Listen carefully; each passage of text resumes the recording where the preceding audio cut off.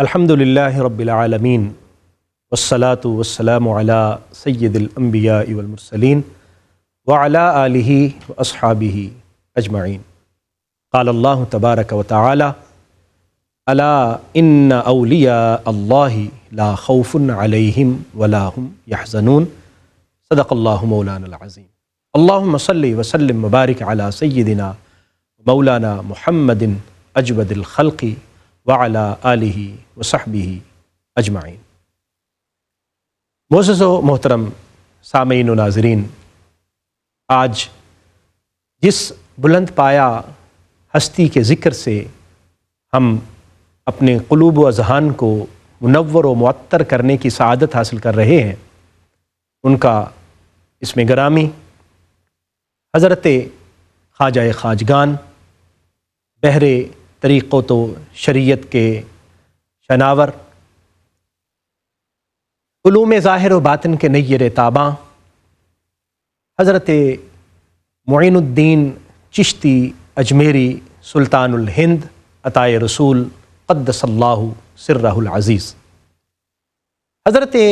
خواجہ معین الدین چشتی اجمیری رحمۃ اللہ تعالی علیہ ان بلند پایا ہستیوں میں سے ہیں جنہوں نے بہت کم عرصے میں کفر کے زنار کو توڑا اور لوگوں کو اللہ کی توحید سے روشناس کیا، لوگوں کے دلوں میں اللہ کی محبت کا بیج بویا، ان کی دلوں کی بنجر زمین کو اللہ کے ذکر سے سرسبز و شاداب بنا دیا، رسول اکرم صلی اللہ علیہ وآلہ وسلم کی محبت کے جام پلائے اور لوگوں کو کفر سے ہٹا کے اللہ وحدہ لا شریک کے ذکر کی طرف لگایا اور کامل مومن بنا دیا۔ حضرت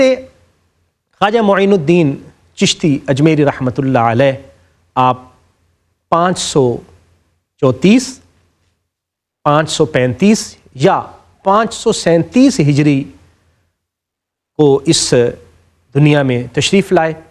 آپ کے سن ولادت کے حوالے سے مختلف اقوال ہیں، لیکن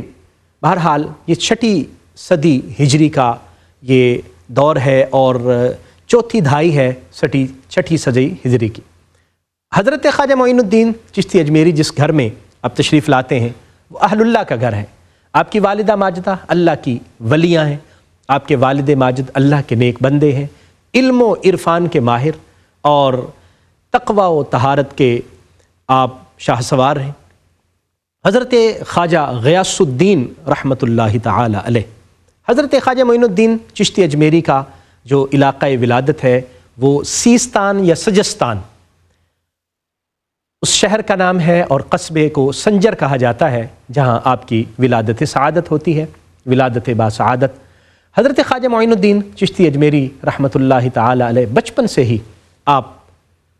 اللہ کی طرف مائل نظر آتے ہیں، کیونکہ گھر کی تربیت ایسی ہے، گھر کا ماحول ایسا ہے، قرآن کی تلاوت ہو رہی ہے، اللہ کا ذکر ہو رہا ہے، والدہ قرآن پڑھ رہی ہیں، نماز پڑھ رہی ہیں، اللہ کا ذکر کر رہی ہیں، والد نبی کریم صلی اللہ علیہ وسلم کی باتیں فرماتے ہیں، حضور کی سنت کا ذکر کرتے ہیں، حضور کی سیرت کا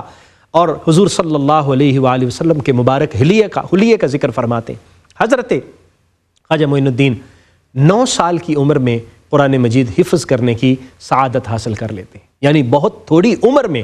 قرآن مجید کو اپنے سینے میں محفوظ فرما لیتے ہیں اور پھر اس کو پڑھتے رہتے ہیں، پھر اس کا ورد کرتے رہتے ہیں، پھر آگے بڑھتے ہیں اور علم ظاہر اور باطن کے حصول کے لیے آپ سفر بھی کرتے ہیں۔ تھوڑی عمر میں آپ علوم ظاہر و باطن کے جامع قرار پاتے ہیں۔ آپ کی وراثت میں والد اور والدہ کی طرف سے جو تھوڑا سا ورثہ ملتا ہے، کیونکہ والدہ اور والد تھوڑی سی عمر میں ہی انتقال کر جاتے ہیں، اور آپ پھر اپنا جو وراثت کا جو کچھ بھی جائیداد کا حصہ ہوتا ہے اس کو تقسیم کر کے، یعنی بیچ کر اللہ کے راستے میں تقسیم کرتے ہیں، اور پھر سفر علم کے لیے نکل جاتے ہیں۔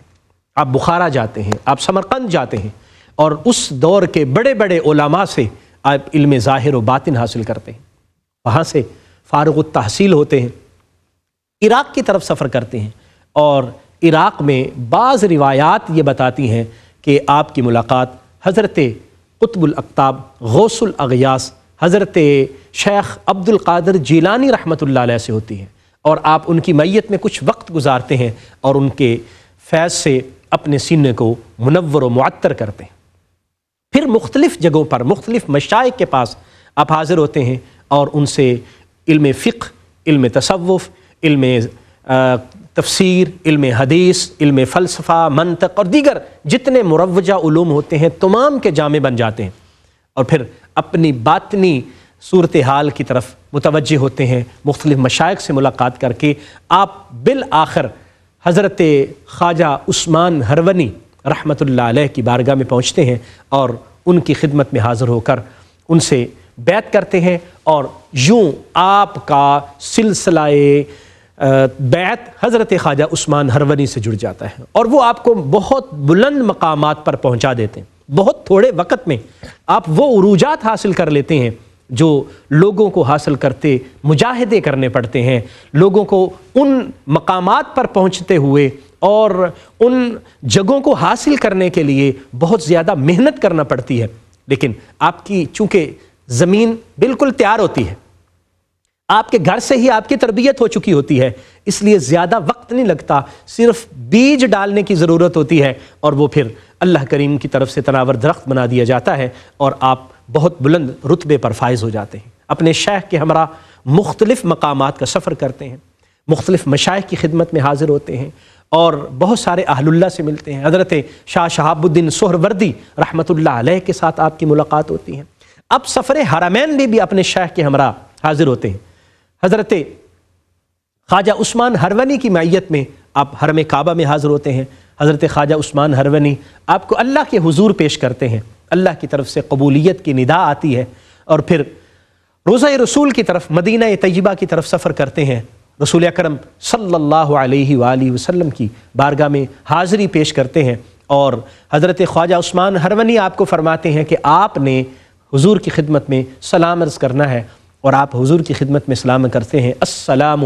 علیکہ یا سید المرسلین و یا خاتم النبیین۔ ان الفاظ کے ساتھ سلام عرض کرتے ہیں تو نبی کریم صلی اللہ علیہ وسلم کی طرف سے جواب آتا ہے، وعلیک السلام یا قطب المشائخ، یعنی حضور علیہ الصلاۃ والسلام کی طرف سے سلام کا جواب بھی آتا ہے، اور ساتھ ہی ساتھ ایک بشارت بھی مل جاتی ہے کہ آپ عام آدمی نہیں ہیں کہ جو ہماری بارگاہ میں حاضر ہوئے ہیں، بلکہ ہم نے آپ کی طرف خصوصی توجہ کی ہے اور آپ کو مشائخ کا قطب بنا دیا ہے۔ اسی وجہ سے حضرت خواجہ معین الدین چشتی اجمیری رحمۃ اللہ علیہ کو عطائے رسول بھی کہا جاتا ہے، یعنی رسول اکرم صلی اللہ علیہ وآلہ وسلم کی طرف سے خصوصی عنایات اور توجہات آپ کو اللہ کی طرف سے عطا، حضرت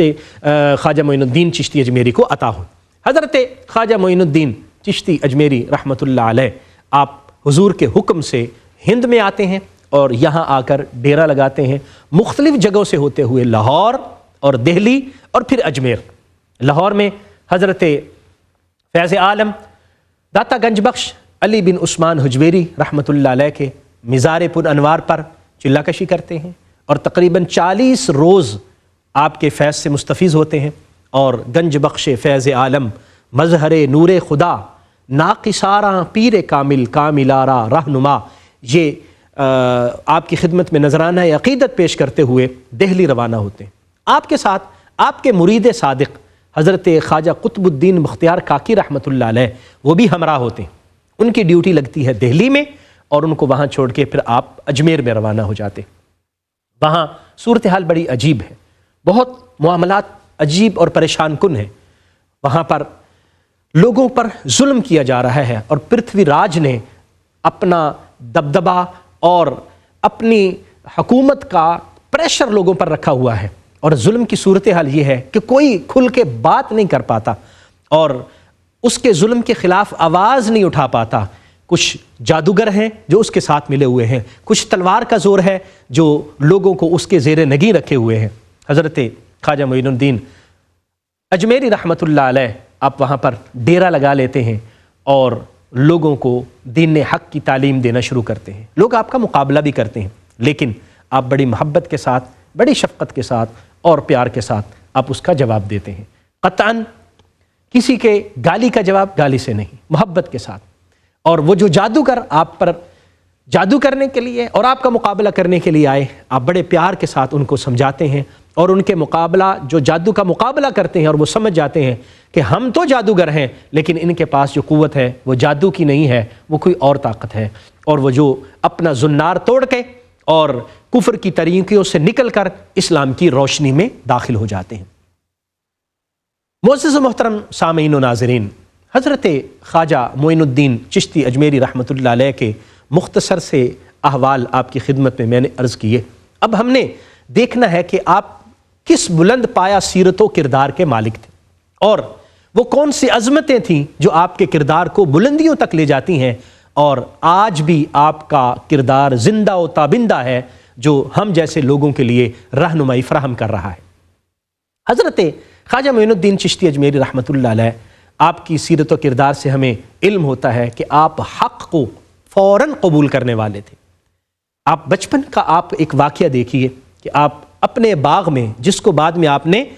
بیچ کر صدقہ و خیرات کر دیا تھا، اس باغ میں بیٹھے ہیں، ایک مجذوب اللہ کے ولی حضرت ابراہیم قندوزی رحمۃ اللہ علیہ وہاں پہنچتے ہیں، ان کی صحبت آپ کو نصیب ہوتی ہے، ان کی مہمان نوازی کرتے اور وہ کچھ واعظ و نصیحت بھی فرماتے ہیں اور ایک روٹی کا ٹکڑا آپ کو عطا کرتے ہیں، آپ اس کو کھاتے ہیں۔ ان کی واعظ و نصیحت ایسے اثر کرتی ہے کہ سب کچھ فروخت کر کے اللہ کی طرف اور راہ حق کی تلاش کی طرف آپ نکل کھڑے ہوتے ہیں۔ یعنی جیسے ہی حق آپ کو نظر آیا، آپ نے اس میں تاخیر نہیں کی کہ ابھی تو میری جوانی کے ایام ہیں، ابھی میرے جو ہے وہ کھانے پینے کے ایام ہیں، ابھی کس طرف جاؤں، نہیں، فوراً حق کو قبول کیا اور حق کے رستے کی طرف نکل کھڑے ہوئے۔ دوسرا، آپ کی سیرت و کردار کا اہم پہلو کہ آپ باوجود اس کے کہ اپنے گھر میں ہی ولایت کو پاتے ہیں، ماں بھی ولیاں ہیں، باپ بھی ولی ہیں اور آپ خود مادر زاد ولی ہیں، لیکن اس کے باوجود آپ نے علم ظاہر بھی حاصل کیا، علم باطن بھی حاصل کیا اور اہل علم کی مجلس میں بیٹھے، اہل علم کے سامنے بیٹھ کر زانوئے تلمس طے کیے اور اپنے والد سے بھی پڑھا، دیگر مشائخ سمرقند، بخارا، عراق اور دیگر علاقوں میں جا کے وہاں کے مشائخ اور اہل علم سے علمی استفادہ انہوں نے کیا اور ظاہری علم باطنی علم بھی حاصل کیا۔ ایسا نہیں ہوا کہ انہوں نے کہا کہ ولایت تو ہمارے گھر میں ہے اور ہمیں اب کوئی ضرورت نہیں، بلکہ انہوں نے علم سیکھا اور علم سیکھ کر علم کے بھی شاہ سوار بنے، علم ظاہر و باطن کے بھی شاہ سوار بنے۔ اور پھر آپ کی زندگی کو دیکھیے کہ مختلف اسفار ہیں حقیقت کی تلاش کے لیے، مختلف اولیاء کرام کی مجلس میں جاتے ہیں، مختلف اولیاء کرام کی محفل میں بیٹھتے ہیں اور ان سے آپ سارے علوم ظاہری اور باطنی حاصل کرتے ہیں۔ حضرت شیخ عثمان ہرونی، حضرت شاہ شہاب الدین سہروردی، حضرت خواجہ شاہ شہاب الدین سہروردی اور حضرت شیخ عبد القادر جیلانی رحمۃ اللہ علیہ جیسی بلند پایا ہستی آپ کی صحبت، آپ ان کی صحبت سے فیض یاب ہوتے ہیں اور آپ اپنے اخلاق و کردار میں اعلیٰ پائے کے مانے جاتے ہیں۔ اور آج آپ کی کتابیں بتاتی ہیں باوجود اس کے کہ آپ علم میں بھی بلند پایا تھے، آپ سادات میں سے تھے اور نجیب الطرفین تھے، آپ کے والد گرامی حضرت امام حسین کی اولاد میں سے ہیں، والدہ محترمہ کی طرف سے آپ حضرت امام حسن کی اولاد میں سے ہیں، لیکن علم، تقوی، طہارت اور سب کچھ ہونے کے باوجود عاجزی اور انکساری یہ ہے کہ عام لوگوں میں بیٹھتے ہیں، عام مجلس میں بیٹھتے ہیں، لوگوں کے ساتھ نیچے زمین پر بیٹھ جاتے ہیں۔ اور دوسری طرف دیکھیے کہ صورتحال یہ ہے کہ وقت کا بادشاہ شاہ شہاب الدین غوری وقت کا بادشاہ ہے اور آپ کے ساتھ آپ کی خدمت میں حاضر ہوتا ہے اور آپ کا مرید ہو جاتا ہے، لیکن آپ اس سے کوئی دنیاوی مفاد بھی حاصل نہیں کرتے اور نہ ہی اپنے آپ کو باور کرواتے ہیں کہ میں اتنے بڑے بڑے لوگوں کا، بڑے بڑے بادشاہوں کا اور بڑے وزراء کا شیخ ہوں اور میرا بڑا مقام و مرتبہ نہیں، عاجزی اور ہمیشہ انکساری کے ساتھ رہیں۔ آپ جو جادوگروں کے ساتھ آپ کا معاملہ ہوا اور پرتھوی راج کے ساتھ جو آپ کا معاملہ ہوا، آپ اس میں بھی دیکھیے اللہ نے آپ کو ساری روحانی طاقتیں عطا فرمائی تھیں، لیکن کسی بھی روحانی طاقت کا آپ نے کوئی غلط فائدہ نہیں اٹھایا، نہ ہی کوشش فرمائی کہ جادوگر جو آپ کے مخالف تھے آپ کرامت کا اظہار فرماتے اور ان کو تباہ فرما دیتے، نہیں، آپ نے سمجھایا اور پیار اور محبت سے ان کو اپنے ساتھ ملائی۔ اور عاجزی اور انکساری کی کیفیت آپ دیکھیے کہ آپ عام لباس زیب تن فرمایا کرتے تھے، بلکہ لباس پر پابند بھی لگا ہوا کرتے تھے اور آپ اس کو اپنی عزت کے منافی قطعاً نہیں سمجھا کرتے تھے، اور آپ سخاوت میں بھی اعلیٰ درجے تھے۔ آپ کے سیرت و کردار کا ایک اہم وصف سخاوت اور خدمت خلق ہے۔ آپ سخاوت کی صورتحال یہ دیکھیے کہ بچپن میں اپنا باغ اور اپنی پن چکی جو وراثت میں ملتی ہے اس کو بیچ کر جو قیمت ملتی ہے سب کچھ اللہ کے راستے میں خرچ کرتے ہیں، اور پھر اسی طرح ساری عمر کرتے رہے۔ اور جب اجمیر میں آپ تشریف فرما ہوتے ہیں، اب یہاں مریدین ہیں، یہاں نذرانے بھی پیش ہوتے ہیں، یہاں خدمت بھی ہوتی ہے، لیکن اس خدمت کو آپ اپنی ذات کے لیے حسب ضرورت استعمال فرماتے ہیں، بقدر ضرورت، باقی سب کی سب مخلوق خدا کی خدمت کے لیے تقسیم ہو جاتی ہے۔ حضرت خواجہ بختیار کاکی رحمۃ اللہ علیہ جو آپ کے مرید صادق الیقین تھے، وہ فرماتے ہیں کہ اللہ اکبر، ایک عرصہ دراز تک میں اپنے شیخ مکرم خواجہ معین الدین چشتی اجمیری کی خدمت میں رہا، آپ کی بارگاہ میں رہا، لیکن آج تک میں نے نہیں دیکھا کہ آپ کی خدمت میں کسی نے سوال کیا ہو اور آپ نے اس کو نہ کہا ہو اور اس کی حاجت کو اور اس کی ضرورت کو پورا نہ کیا ہو، بلکہ جو بھی آتا اور سوال کرتا آپ اس کی ضرورت کو ضرور پورا فرماتے۔ مخلوق خدا کے ساتھ آپ کو بہت لگاؤ تھا، بہت محبت تھی، کسی کی تکلیف کو آپ برداشت نہیں کر پاتے تھے، کسی کی تکلیف کو دیکھتے ہوئے خود تکلیف میں آ جاتے تھے، کسی کی پریشانی کو دیکھتے ہوئے خود پریشانی میں مبتلا ہو جاتے تھے۔ آپ کے ہمسائے، آپ کی مجلس میں بیٹھنے والے لوگ وہ بتاتے ہیں کہ آپ کی مجلس میں ایک پریشان کن آدمی آیا، اپنی پریشانی بیان کرتا ہے، آپ تکلیف میں بھی ہوتے، بیمار بھی ہوتے، تو پھر بھی اس کی پریشانی سنتے اور اس کا مداوع فرماتے، اور مخلوق کے ساتھ کبھی بھی ترش روئی کے ساتھ پیش نہیں آتے تھے، محبت کے ساتھ پیش آتے تھے، اور کسی کی تکلیف کو دور کرنے میں راحت محسوس فرمایا کرتے تھے، اور اس کی پریشانی کو اپنی پریشانی شمار فرمایا کرتے تھے۔ عبادت اور ریاضت میں آپ کمال درجہ رکھتے تھے۔ اللہ کی عبادت آپ کسی بھی فقیر کا خصوصی وصف ہوتا ہے، اور حضرت شیخ خواجہ معین الدین چشتی اجمیری رحمۃ اللہ علیہ کی عبادت اور ریاضت کا عجیب معاملہ تھا۔ قرآن کے حافظ تو آپ بچپن سے تھے، اور روٹین یہ تھی کہ آپ دن میں 2 مرتبہ قرآن مجید کا ختم فرمایا کرتے تھے، یعنی ہمیشہ قرآن مجید کو آپ اپنی زبان پر جاری رکھتے اور اس کی تلاوت جاری و ساری رہتی، پھر عبادات، پھر اذکار، اور رات کو وضو فرماتے اور وہ وضو قائم رہتا یہاں تک کہ اس کے بعد پھر فجر کی نماز اسی وضو کے ساتھ ادا فرماتے۔ گویا ساری رات اللہ کی عبادت میں گزرتی، قرآن کی تلاوت کرتے ہوئے گزرتی، نفل پڑھتے ہوئے گزرتی، سجدے میں اور رکوع کی حالت میں گزرتی۔ دوسری طرف جو آپ کی خدمت میں آپ کے مریدین حاضر ہوتے، ان کو اللہ کا ذکر سکھاتے، ان کو اللہ کی عبادت سکھاتے، اور نماز کا خصوصی اہتمام ہوتا تھا، اور آپ اپنے مریدین کی خصوصی تربیت فرماتے اور ان کو نماز کی اہمیت سے آگاہ فرماتے۔ نبی کریم صلی اللہ علیہ وسلم کی شریعت پر خود بھی کاربند تھے اور لوگوں کو بھی شریعت پر کاربند رکھتے، اور لوگوں کو بتاتے تھے کہ بھئی شریعت کے بغیر کوئی رستہ نہیں ہے، شریعت پر عمل کے بغیر اللہ تک وصل کا کوئی رستہ نہیں ہے، شریعت پر عمل کر کے ہی اللہ کا قرب حاصل کیا جا سکتا ہے۔ آپ حضرت خواجہ بختیار کاکی ایک مثال کے ذریعے فرماتے ہیں کہ آپ ایک دن ارشاد فرما رہے تھے کہ اللہ تعالیٰ کے ایک ولی حضرت خواجہ اجمل شیرازی رحمۃ اللہ علیہ وہ فرماتے ہیں کہ ایک دن میں نے وضو کیا اور وضو کے دوران میں انگلیوں میں خلال کرنا بھول گیا۔ میں نے وضو مکمل کیا، نماز پڑھ لی، مجھے ندا آئی کہ بھئی تو محبت رسول کا دعوے دار ہے، تو کیسا محب ہے کہ محبت رسول کا دعوے دار ہو کر سنت رسول کو چھوڑ دیا اور خلال کو چھوڑ دیا۔ یعنی آپ اندازہ لگائیے کہ کتنا چھوٹا سا معاملہ ہے جو ہمارے نزدیک کوئی زیادہ بڑی بات نہیں ہے، لیکن نبی کریم صلی اللہ علیہ وآلہ وسلم کی شریعت پر اس قدر عمل پیرا تھے کہ آپ نے اپنے مریدوں کو بھی اس کی تلقین فرمائی اور خود بھی اس کی تلقین رکھی۔ دوستو، ہمارے لیے حضرت خواجہ معین الدین چشتی اجمیری رحمۃ اللہ علیہ کی سیرت و کردار اور دیگر اہل اللہ کا سیرت و کردار نمونہ عمل ہے۔ ہمیں چاہیے کہ ہم ان اہل اللہ کے احوال کو پڑھیں، خصوصی طور پر خواجہ معین الدین چشتی اجمیری رحمۃ اللہ علیہ، جنہوں نے بہت مختصر عرصہ میں ایک بہت لمبے